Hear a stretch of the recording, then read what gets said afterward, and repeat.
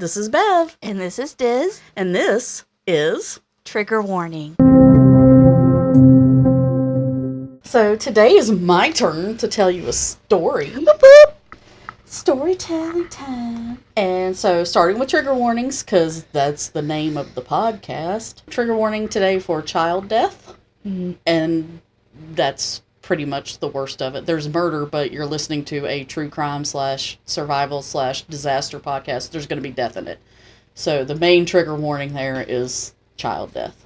Okay, so let's get started, because we don't have business yet. We're just too new for that. So we're talking about Wendy Camp.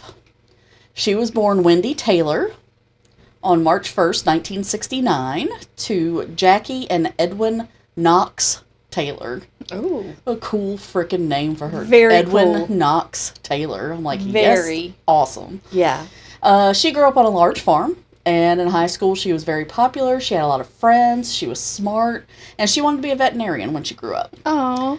As a teenager, though, she fell in love with a man named Christopher Britto, who was not from the U.S. One source I found said that he was either from Kuwait or Sri Lanka. I'm not sure which. That's different. When she was 16, she got pregnant. She had their daughter, Cynthia Britto, on January 17th, 1986. Okay. So Wendy and Christopher got married, but about 6 months after Cynthia was born, Wendy's family pretty much just said, no, we don't want you to be married to him. We don't really want him around. Oh, wow. So they divorced, and Christopher returned to his home country. So he was never really in his daughter's life.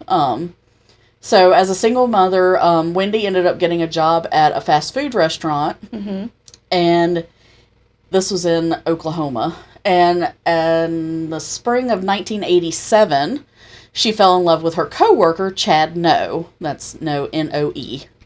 They began dating. She got pregnant with her second child, Jonathan. Chad convinced Wendy to marry him. They got married about 1 month before Jonathan was born.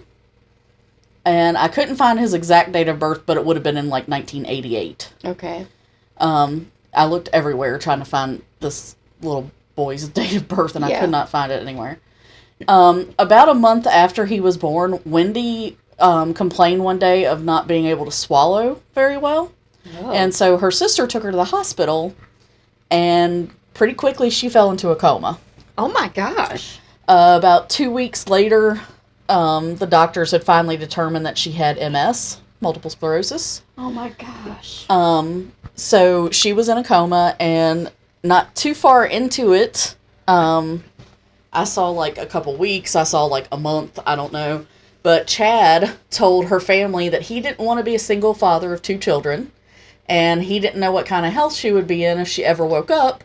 So he filed for divorce and got custody of their baby, Jonathan. Wendy's family took care of Cynthia, and then Beverly Noe, who's Chad's mother, took care of Jonathan. And Chad ended up getting custody, but according to his family and Wendy's family, he wasn't taking care of Jonathan. His mother Beverly had her, like that, had him. She was the one that basically he lived with her. She raised him. And then Beverly's mother, Ida Pruitt, so Chad's grandmother, also looked after Jonathan some. But he lived with Beverly, and she raised him. Period. Wow. And it actually turned out that she secretly filed for and got custody of Jonathan. So, without her son knowing? Apparently, I'm not sure. The source said that it was because that Chad had multiple children out of wedlock, and a few of the children were mothered by teenage girls. So he was an adult? Yeah. Yeah, he was an adult. Gross. So, according to this one source that I found that in, that's why she was able to get custody, was because he had a bunch of babies with different women, and some of them were underage. Okay. I'm like, to me, if that seemed to matter all that much, then they would have just been like, well, he needs to be arrested if he's having relations with underage girls. But anyway. Apparently in the 80s, they also, weren't all that he was involved in drugs. So, Wendy's family did not know that she had supposedly gotten custody of Jonathan. Wendy woke up 16 months after falling into the coma. Oh, wow. She was in absolutely no condition to fight for custody or rights or anything because she had to learn to walk and talk and eat and write and do everything over again. Yeah. Physical therapy because her muscles had kind of atrophied and everything. And just basically learn to live normal everyday life like we all take for granted. Yeah. While she was in the hospital doing rehabilitation and everything, she met a man named Leon Camp. And they became close, and Leon, unlike Chad, was willing to be with her despite her physical difficulties. And they got married in 1990. Okay. So once Wendy was discharged from the hospital, she, Leon, and Cynthia went and lived together, and by all accounts were a happy little family. Yay. So Wendy wasn't 100% yet, but she improved enough that she asked for and received weekend visitation with Jonathan. Because keep in mind, she had him, and a month later, she was gone. So she missed all of the baby stuff. Yeah. You know, he was 16 months old at this point. Yeah, he's a toddler. So at first, everything went smoothly, and they were doing visitation and everything. But it wasn't too long before the No family started making things difficult for Wendy to see him. According to Wendy's family, Wendy would make arrangements with Beverly, who still had primary custody of him. I would say at least physical custody. I don't know that if she actually got legal custody of him. Mm-hmm. Because without the mother or the father signing off on it, unless maybe the dad did sign off on it, eventually, but I don't maybe. know. So I don't want to say for sure that that's a fact because I only found that in one source that she filed for and got custody. Because he actually lived with her. But technically she was the one that was taking care of him. Mm-hmm. So she would make arrangements with her, and then when she showed up, Beverly and Jonathan wouldn't be there. So they would be like, oh, wrong weekend, we decided to go to Six Flags over Texas, or we decided to go do this, or, we were at the grocery store, we forgot it was today, or whatever. It's like they would make sure that they just weren't there. Yeah. So finally, Chad told Wendy that she couldn't take Jonathan for visitation at her house because they believed he was being molested by Leon Camp, her new husband. Oh my gosh. There was no way that this had happened because Beverly was present every time that they took care of Jonathan. So it's like, if he was molesting him, how was he doing it in front of Beverly? Front of her. Yeah. So it was just another excuse to not let her see him. And, power trip. Yeah, so Wendy and Leon kept fighting for visitation, and Wendy reminded the courts that she had never signed over any parental rights. She was in a coma when Chad took the baby and everything. But apparently the courts just were like, oh well. Sorry. Yeah, we don't... Too bad. Oh well. So, after a thorough investigation, however, they determined that there was no evidence that he was being molested, and the court ordered that Beverly and Chad allow Wendy to have visitation with Jonathan. Chad and Beverly were cited for contempt for not holding up that order, because she had a visitation ordered. About dang time. But they still refused to let her see him. Oh my gosh. Yeah. In fact, Beverly actually took Jonathan at one point and went into hiding. They lived out of a motorhome and traveled around the country. There was a YouTube video I watched on this, and they were interviewing one of their relatives that lived in Texas, and she said they just showed up one day, her and Jonathan, and she was like, I don't want to be a part of this. She knew there was a custody battle. She knew there was stuff going on. She's like, I don't want to be involved. So she was like, they can come in and visit, but then they got to go. So Wendy's family actually paid for a private investigator for a while, but when the money ran out and they couldn't afford to pay him anymore, Wendy's father, Edwin Knox Taylor, because it's a cool name. Yeah, it is. Obtained a private investigator's license so he could go look. That's what I'm talking about. Yeah. I'm like, what a good grandpa. That's fair. And he's got the name. I know. He's got an awesome name for a private investigator. For reals. So at some point, Beverly and Jonathan turned back up. Nobody knows if this was because of Wendy's father looking for them or if Beverly just turned herself in willingly. But either way, she was ordered again to let Wendy see Jonathan. How is she being allowed to even keep him? I know. She kidnapped him, essentially. And sounds like she crossed state lines, Yeah. too. That's a whole nother... Yeah, exactly. That's a federal offense. Yeah. And I think now it would be looked at a lot. Yeah, that's true. More This is like different. the This early is- 90s. Yeah. Yeah. This was in 92. Okay. But I still... think. Or no, that's- well, maybe before that, 90, late 91. 80s, early 90s. Yeah. Yeah. Yeah, because So- her and Leon got married in 90, right? Right. Yeah. Wendy and... Yeah. Wendy's family, this is my next line on my paper here, they wonder why she wasn't ordered to turn custody back over. That's a fantastic They wonder question. to this day, That blows because my mind. her health was stable. She had a limp and a few other issues, but she was overall stable with her illness. She was on medication. She had a safe and happy home. She had his half-sister, who More was than 6, capable. there or whatever. And she had never signed her rights over. So they still are just like, why did That's they not just give her crazy. custody? Beverly continued to have primary custody. So on May 29th, 1992, Chad No called Wendy out of the blue and offered to let her see Jonathan. And he said that his mother Beverly was willing to drive for 2 hours to come pick her up, take her to her house so she could see Jonathan, and then drive her the 2 hours back to where she lived. Red flag, maybe? I know. That's a little strange. Exactly. So Wendy was excited, but Leon looked at it kind of the way we just did. Yeah. He was sus, and he was like, So he was like, it's unplanned. They never offer anything like And this. for They Chad never to call, too. Yeah, exactly.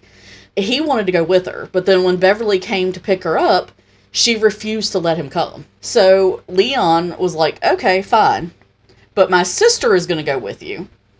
So his sister's Lisa Kraeger, and he said Cynthia wanted to see her little brother, so he was like, Cynthia and Lisa are going.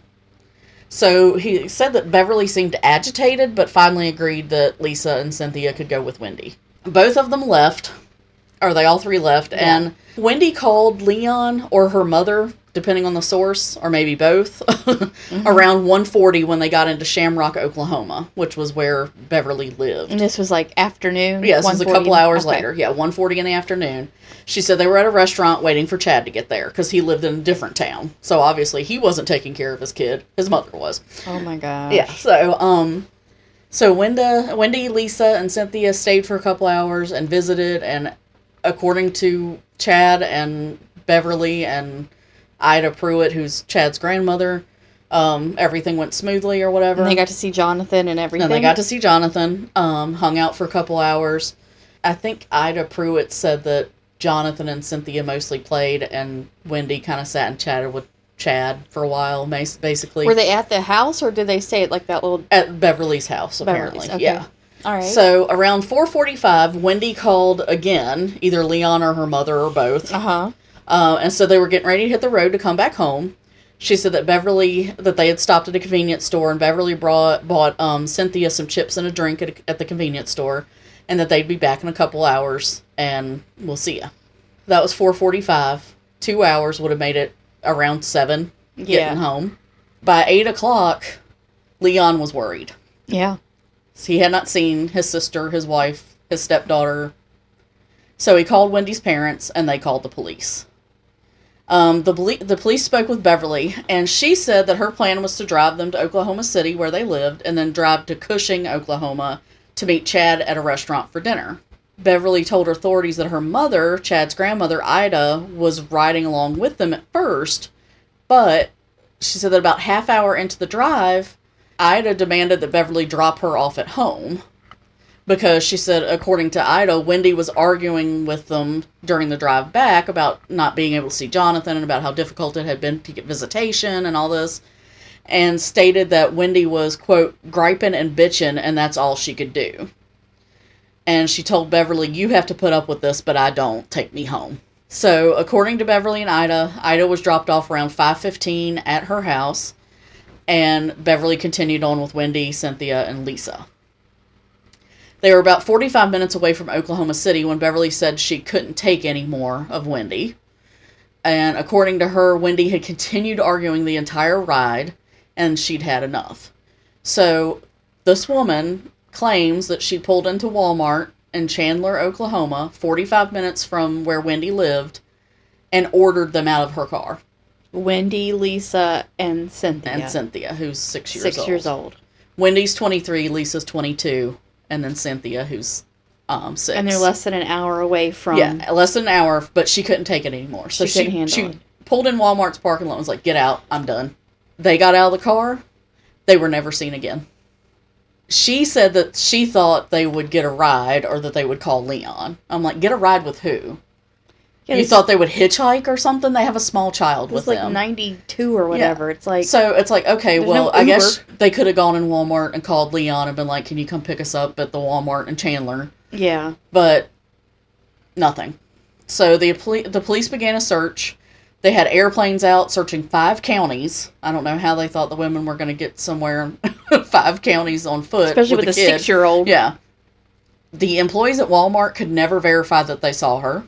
Did they have, like, surveillance I mean, it was like cameras? 2 women and a 6-year-old. I mean, they would blend into Walmart. It would be hard for, unless there was an argument or the kid was throwing a fit or something like that. It would be hard to remember that group. Did they not have surveillance? No. At the time, the Walmart did not have a surveillance system. Oh my gosh. Yeah. I know it's a different time, but... And they were thinking, like I said, they would blend into a crowd. It would be hard to spot. But Wendy still had her limp. Mm. And she was wearing a bright red sweatshirt and sweatpants. Matching red. Oh my. Bright red. Welcome to the 90s. Yeah. So they were kind of like, well, maybe she would have stood Maybe out. somebody would have remembered. Yeah. Nobody remembered seeing them. So they couldn't confirm that they even went in Walmart. Well, and she says she dropped him off. She could have dropped him off at the very edge of the parking lot or whatever. Yeah, at the very back of it. Right at the front. Exactly. They also, of course, they automatically think, okay, maybe she didn't want to go home. Maybe they disappeared on purpose. But there was no reason for that. That's because crazy. Wendy and Leon were happy. Cynthia was well-adjusted and happy. She loved her mother. She loved Leon. Leon had been the only father she ever really knew. Yeah. Because her dad was gone when she was 6 months old. He went back to his own country. She didn't know him. And Chad wasn't in the picture. And Chad was useless. So Leon, she called him Daddy. Oh. Yeah. And according to Wendy's family, Wendy was a housewife. She enjoyed camping, fishing, going to church, spending time with family. Cynthia was described as, quote, a very bright little girl who liked going to school, playing with toys, and visiting her grandparents. Oh, a little girl. She's so cute. Lisa Kraeger was 22. She enjoyed spending time with her kids and writing letters to her husband, Mike. Mike said of her, quote, Lisa was a cheerful person. She liked to laugh. In addition to their happy lives, so there's no reason for them to run off, Wendy also had medication to keep her MS in check. If she didn't take it at regular times, not only would her symptoms flare up, but she could die. Yeah. She had to take her medicine. So she hadn't taken them with her because she thought that she'd be home between 7 and 7:30. There would have been, for her to, purposely disappear would have meant she was giving herself a death sentence. Yeah, there's no reason for her to do that. She would have had to go home to get her meds. The police immediately started suspecting Chad and his family, of course. Of course. Chad was interviewed by the police. He said the last time he saw them was when they got in the car at his mother's house to start the 2-hour drive back to Wendy's home.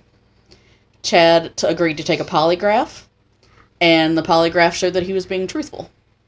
Then, on June 2nd, 1992, so this was 5 days later, Beverly Noe's former sister-in-law, so her ex-husband's sister, told detectives, her name's Koila Parks, told detectives that she had spoken with Beverly about 3 weeks prior to the disappearance.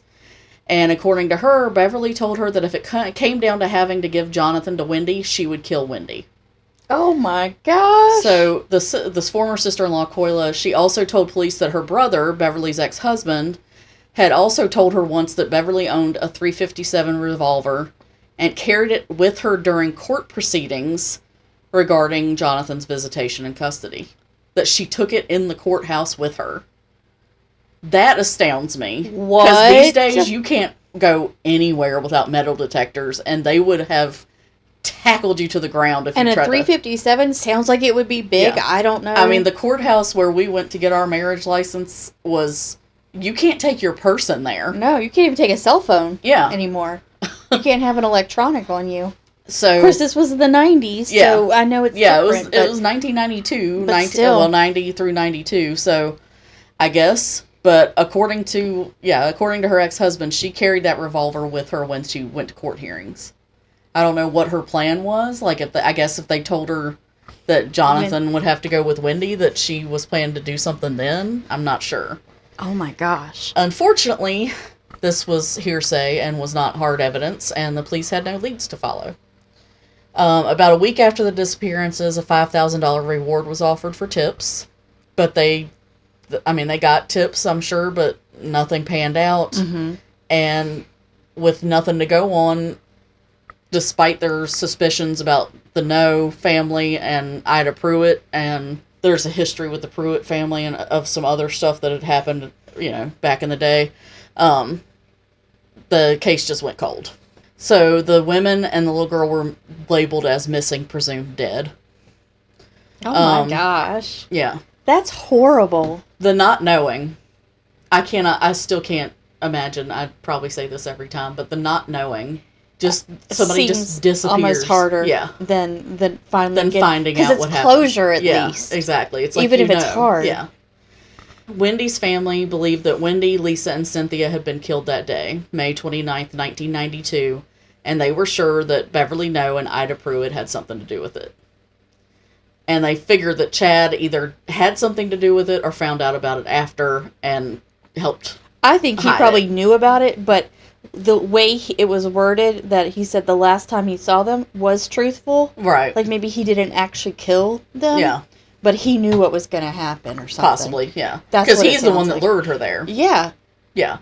And if they'd always made arrangements with Beverly, why would he suddenly decide he needed to be the one to say? And if she's like, hey, call her, and he'd be like, why? Yeah. He would question why he's calling Wendy to let her come visit, and he'd question his mother. Why am I doing this? Right. He's going to know what's going on. Exactly. So, years passed. Every May 29th, Wendy's family lived through the heartache, reliving the emotionally draining experience of not knowing. Wendy's sister, Aisha Hashmi, said, quote, "I've had to tell myself to let her go in spirit and say goodbye. I just want to know what happened." Oh my gosh, that is heartbreaking. And actually, I don't think I included it in here, but May 29th, a few years ago, Wendy's father actually died on May 29th. Oh my gosh. Yeah. I think just from natural causes. I think it was, because this was, I didn't write it down, but it was 2006 or something. I mean, it was like many years later. Yeah. Yeah. In 2007, Beverly No and her mother Ida were arrested for arson, and they both served time for that. They were convicted of burning down their home in Britto, Oklahoma, to collect $83,000 in insurance. Crazy. Yeah. I'm sorry. That's That's unhinged. Yeah. Yeah. $83,000 in 2007. I wonder what that's worth now. That's not that much money. No, it's really not. Not really. The family seemed to have issues with burned out homes because the YouTube channel that I was watching that had the case that I mentioned earlier, Ida's great-granddaughter, whose name is Kristen Fox, was interviewed in that YouTube channel video and told a story about her and Jonathan playing when they were kids, because she would have been his cousin. She said they liked to dig around where a house had burned down once, because they found like little pieces of glass and just stuff from the house. Yeah. And she said one day while they were playing, Jonathan was suddenly like, "We shouldn't be digging around here." And she's like, "Why?" Because they'd done it before. And Jonathan said, "Because we might find my mom and sister out here." And this video, like, on YouTube, it was mostly his family being interviewed. Like, cousins and stuff like that. Yeah. There were a couple of Wendy's family, too, but it was mostly his family. And they were all just like, "We know they did stuff. We know. The family has a history." There are stories about people hanging in trees. There's stories about just, yeah.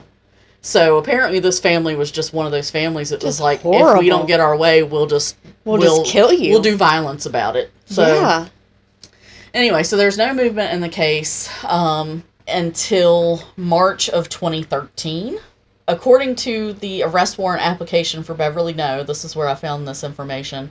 On March 28th, 2013, Creek County District Attorney's investigators Andy Howard and Frank Smith interviewed Grover Pruitt. Grover was Beverly's brother. Okay. And told the police that he believed his sister and mother had killed the 2 women and the kid. In 1992, Grover owned 40 acres of land in Pawnee County, Oklahoma. His mother, Ida, had purchased 5 acres of the land and moved a trailer home on it. And a large hole had been dug for a septic tank to be put in, but the hole sat open for a long time. Suddenly, right after the 3 girls disappeared, Ida ordered Grover to call the backhoe operator and fill in the hole. Well, if that's not a confession. Right. So Grover told the investigators he never looked in the hole after the 3 women disappeared because he was afraid of what he might see. I mean, I understand that. Yeah. And probably terrified of what his sister and mother would do. Yeah. Ida never moved into the trailer and eventually sold the property, and Grover agreed to show the investigators where the hole had been. During the same interview on March 28th, 2013, Grover also turned over a Stevens double-barrel 12-gauge sawed-off shotgun. And according to him, the family referred to the shotgun as, quote, Baby. They had a shotgun named Baby. Creepy. Yeah, it's a weird family. Creepy. So, the Oklahoma State Bureau of Investigation, OSBI, sent Special Agent Marty Wilson to meet with the investigators Howard and Smith and interview Grover Pruitt again. This interview, which took place on April 2nd, 2013, Grover explained he had distanced himself from his sister and mother years before and believed they were responsible for the disappearance and murder of the girls. As the investigators were leaving, Grover shook Smith's hand kind of tightly and leaned in, saying, quote, I'm serious, you need to look in that hole.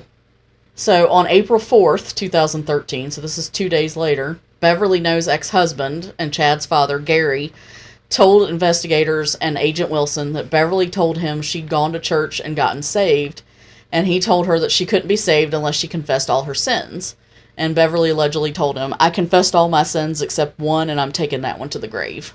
OSBI investigators went to the property that Ida had once owned, and that was on April 15th, 2013. So they got permission from the new property owners to search the property, including the location of the hole that Ida had once dug. And upon excavating the site, they found the skeletal remains of 2 women and 1 child. Oh my gosh. Clothing was found with each skeleton, and it matched the outfits that Wendy, Lisa, and Cynthia were wearing, including that red sweatsuit that Wendy had on. They found Cynthia's backpack with her name written inside, and a purse containing a medical ID card for Wendy Camp. Also in the hole was a .357 caliber gun, believed to be a Ruger Security 6, and 2 kitchen knives. On April 24th, so this was several days after, Grover wore a wire while he spoke with Beverly, and Beverly commented on her mother's tendency to brag, stating, quote, I told her before, more than one time, loose lips sink ships, mama, shut your damn mouth. Grover told Beverly that police had taken guns from his house, and Beverly's response was, quote, well, I don't know why they want the guns when she threw them all in there. On July 26th, 2013, Grover made a sworn statement to investigators that he spoke with Beverly in early April 2013, and she asked where Baby was. Grover told her that OSBI took the sawed-off shotgun and that they wanted the .357 revolver, too. Beverly told him he didn't have to worry about the .357, saying she had used Eddie Bishop's .357 and it couldn't be tied to her. So she basically was just like, oh, well, the shotgun's not a big deal, and the revolver, it doesn't matter, I used somebody else's. Yeah. I just don't even have words. In his statement, Grover said that he went to his 40-acre property shortly after the disappearances in 1992 to dispose of an old couch and found that Ida was there. And she told him she wanted him to get the backhoe operator to fill in the hole for the septic tank. When he asked her why, she said, because there's a couple bodies in there.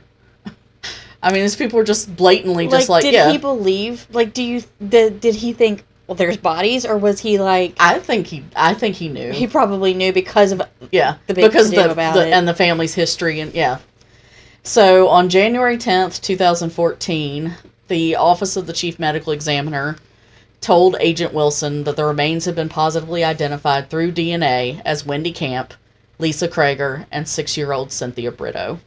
March 7th, 2014, the causes of death were released for them. Wendy and Lisa, the cause of death was, for Wendy, it was gunshot wounds and blunt force injuries. For Lisa, it was gunshot wounds. The cause of death for Cynthia was listed as, quote, homicidal violence by unknown means. There wasn't enough evidence on her bones to say what actually killed her.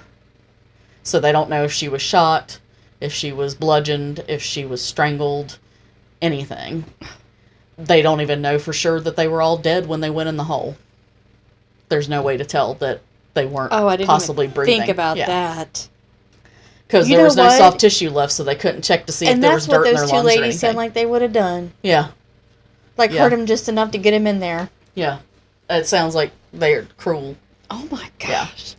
So the manner of death for all three was listed as homicide. So all that info was from the arrest warrant application for Beverly No.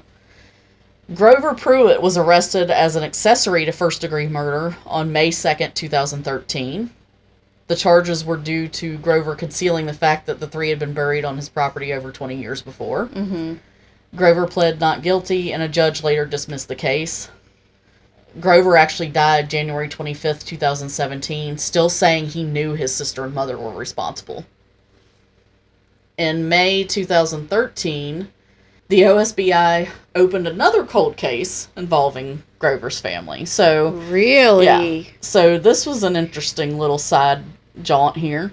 So Beverly No's sister, so Ida's other daughter, Deborah, was 33 years old when her husband, John Rawson, was shot to death in his garage on June 12, 1980. Deborah and her mother Ida were arrested on charges of first-degree murder 3 years after his death, but were eventually released. Deborah was actually working for Grover and living on his property when Wendy, Lisa, and Cynthia disappeared. And OSBI agents asked Grover to wear a wire while talking to Deborah so they could try to get information about her husband's murder, but she didn't say anything incriminating. And they think that Grover kind of sabotaged the whole operation, like deliberately kind of played with his microphone or pointed it out to her somehow, but not actually said anything, so that she would see. And she never said anything that incriminated her. John Rawson's murder is still unsolved, but everybody pretty much believes that Ida Pruitt was involved. Ida died of cancer at age 82 in September 2011, while still in prison for the arson conviction. Any answers she had, of course, went to the grave with her. Some of her great-grandchildren had hoped, and these were the ones that were on that video, the YouTube video, had hoped that she would make a deathbed confession, but she didn't. Almost 3 years after her death, on March 28th, 2014, Ida's daughter, Beverly No, was arrested and charged with 3 counts of first-degree murder. Unfortunately, because so many years had passed, the district attorney decided to offer her a plea bargain.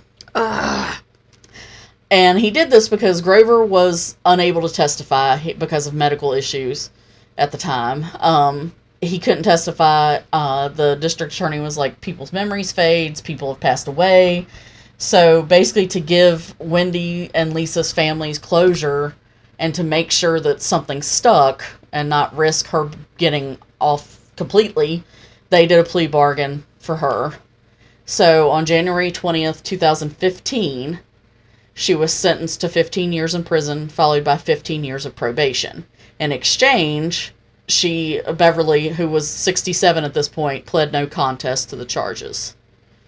Oklahoma News 9 said in court that Beverly told her attorney, quote, "That looks like what's-her-face's people there in the front row," referring to Wendy's husband, Leon, and her family.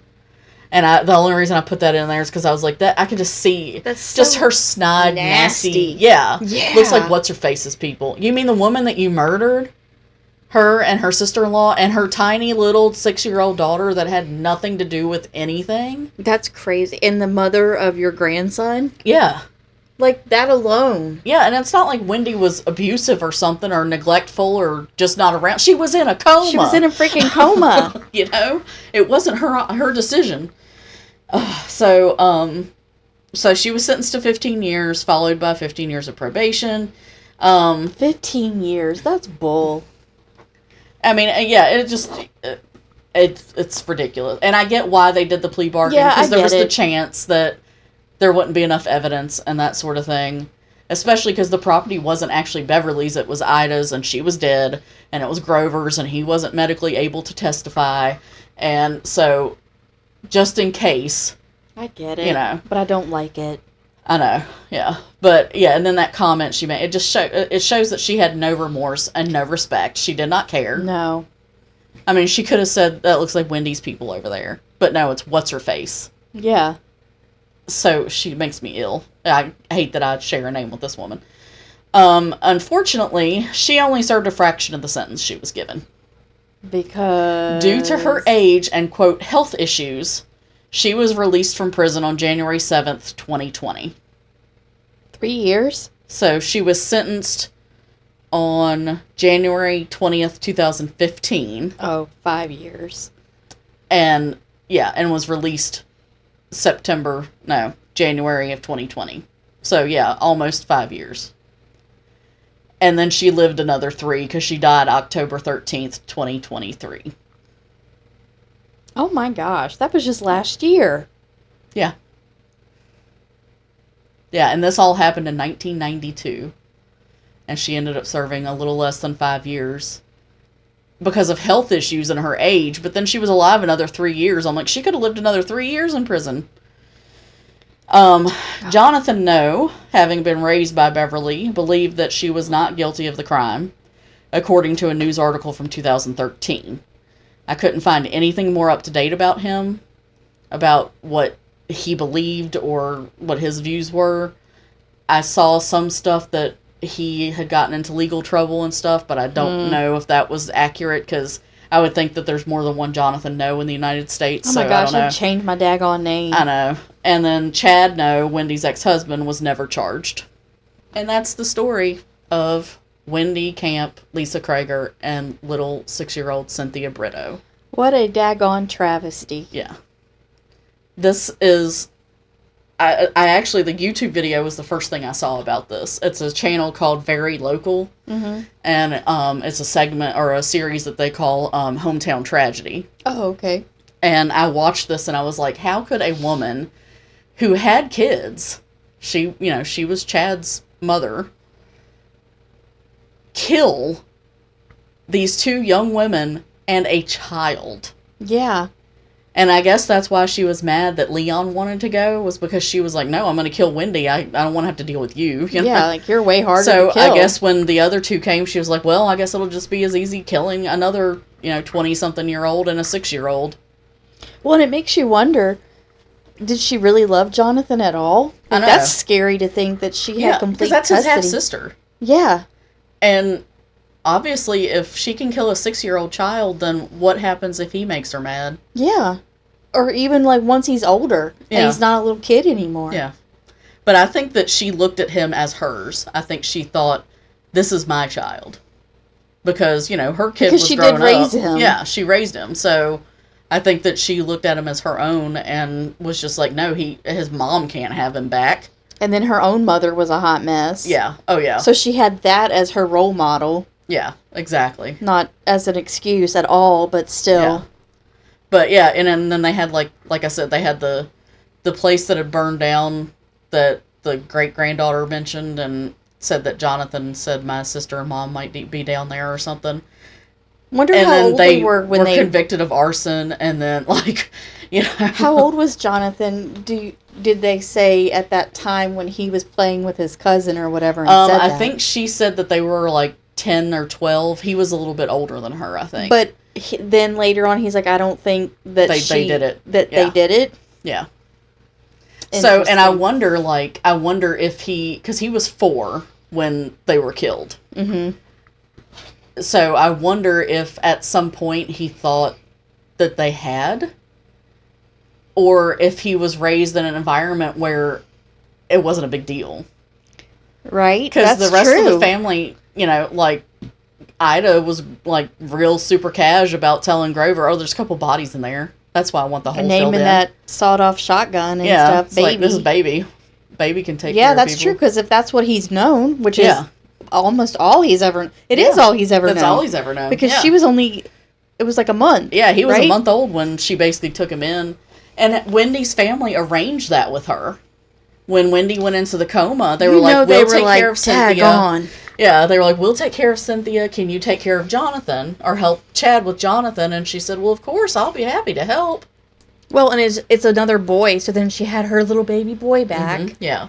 Creepy. And I didn't put this in there because I only saw it in one source, and I don't know how accurate it is. But at one point, Wendy's family suspected that Chad slipped drugs to her, and that's what triggered her MS. Yeah. But I also read that MS can be triggered by childbirth. Oh, that's terrifying. Yeah. So apparently she didn't know she had it. It was like dormant or whatever. When it triggered, it was like, oh, I'm having trouble swallowing or whatever. And then boom, she's in a coma for 16 months. That is horrible. Yeah. That's scary.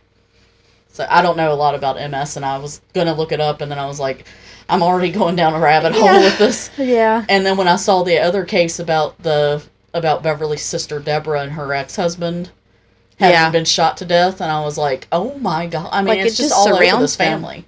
It seems like to me that guy probably was killed by Ida Pruitt. Mm-hmm. And we'll never know because she's gone. Grover's dead. Beverly's dead. Deborah wouldn't respond to she's like not interview say requests anything and anyway. Stuff. Yeah. And if she was involved, she sure as hell isn't going to say anything. Yeah. And that was in 1980. This was 12 years before Wendy and Lisa and Cynthia's deaths. Yeah, they definitely have a history of just being shitty people. Yeah. I mean, this, like, I could see this as a, like, made-for-TV movie. That's exactly what it sounds about, like, this Oklahoma family that was, like, a bunch of kooks and murderers and stuff. Makes me think of, like, the horror movies where the whole family's, like, nuts and they get hitchhikers or whatever. Yeah. It kind of reminds me of something like that. Exactly, yeah. Because they all just... a mess. Yeah. A mess. But, I mean, when it starts at the top and trickles down, like, you know, when well, if that's all these people know generation after generation, again, not an excuse, but that is what it is. Yeah. Well, and the great-grandchildren and stuff that were being interviewed on that YouTube video were just basically like, the buck stops here. Yeah, we ain't They're doing like, this no we more. know the history, and we suspect that, you know, that they got the right person when Beverly was arrested, and that Ida probably did have something to do with it. And now they're all gone. And, and they're like, so, you know, we... basically, it all stops here. We're not, you know, like, we're making sure that the rest of the family doesn't live that kind of life. Because they're like, we all heard stories growing up about different illegal activities and, like, even, like, moonshining and stuff during Prohibition and so just it's different... just way far back. Like, the whole family just all the way back. Well, it makes me wonder, though, if Jonathan's still going to go down that path if he's possibly had issues with the police or whatever. Yeah, and like I said, I couldn't find anything really on him that was recent that I know for sure was him. Yeah. So, he might have been involved in drugs or whatever. I mean, unfortunately, also, little small towns and stuff, that kind of stuff happens because there's just so little to do. Yeah. And finding jobs is difficult, and so, you know, people fall into that kind of mess. But yeah, I don't know. I hope that he got it all situated.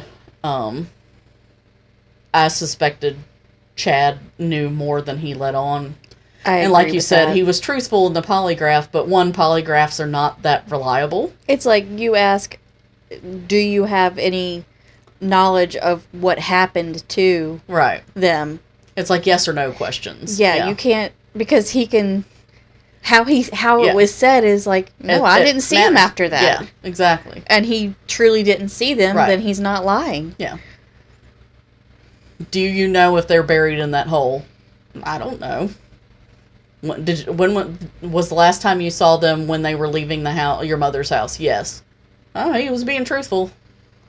Yeah, maybe he didn't see them because I would assume if you were hiring a backhoe operator to come in and fill up a hole, you would have put dirt on top of them first. You would think. Because it's like, unless you know, the backhoe operator's cousin Bob or something right. that won't care either because he's part of the family. Who knows?